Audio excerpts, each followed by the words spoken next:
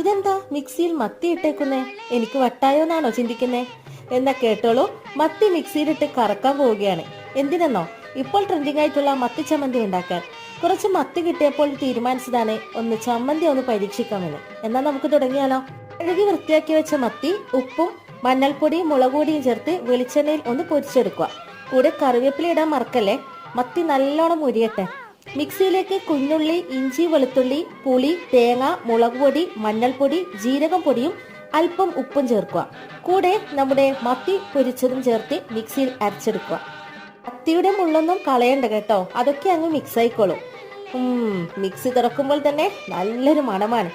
മുരിഞ്ഞ മത്തിയും തേങ്ങയും ജീരകവും ഒക്കെ ചേർന്നിട്ട് നല്ലൊരു അടിപൊളി ടേസ്റ്റ് ആണ് കേട്ടോ. അപ്പോൾ എല്ലാവരും ഒന്ന് ട്രൈ ആക്കിക്കോളൂ. അപ്പോൾ ഇതുപോലുള്ള നാടൻ റെസിപ്പീസിനായിട്ട് നമ്മുടെ ചാനൽ ഫോളോ ചെയ്യാൻ മറക്കരുത്. അപ്പോൾ ഇൻഷാ അല്ലാഹ് നമുക്ക് അടുത്ത വീഡിയോ വീണ്ടും കാണാം. Thanks for watching.